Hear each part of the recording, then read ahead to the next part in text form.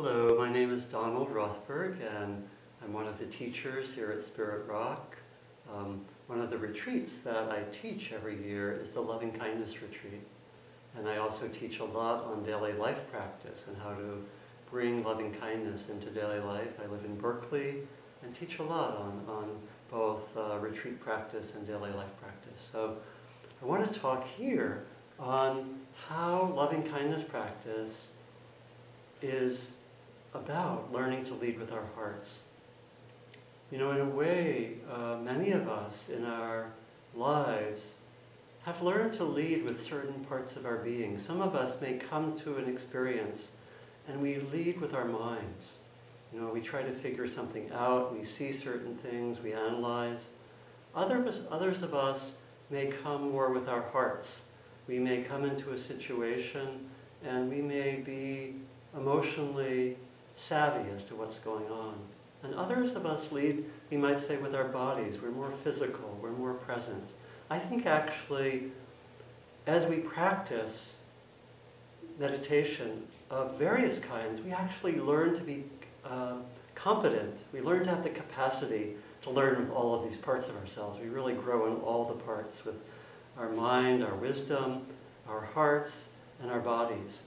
But here I want to talk about learning to lead with our hearts, which is, I believe, really right at the center of loving kindness practice. We learn really moment to moment how to be with our hearts.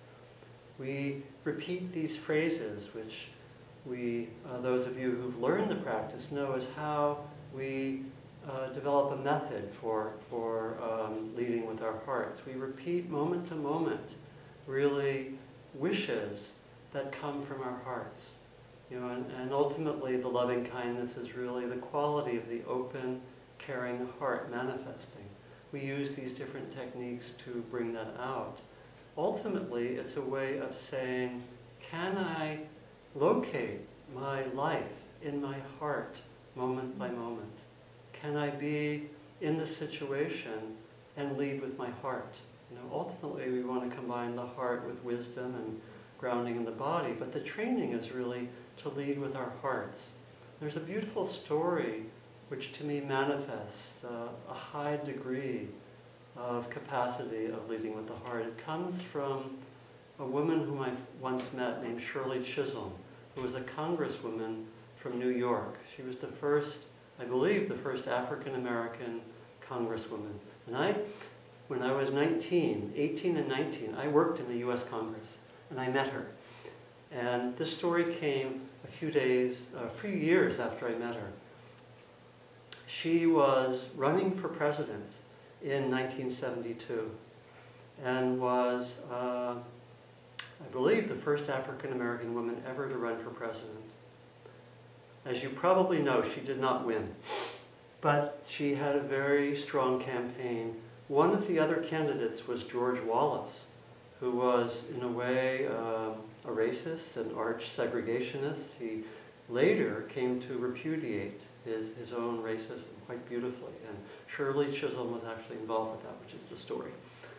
And at one point in the campaign, there was an assassination attempt against George Wallace, and he was shot, and eventually he was paralyzed, actually. And he was in the hospital. Shirley Chisholm came to visit him. His first remarks were, "Your people aren't going to like that you're here." Her first response was, "I wouldn't want this to happen to anyone." I would say she was leading with her heart right there.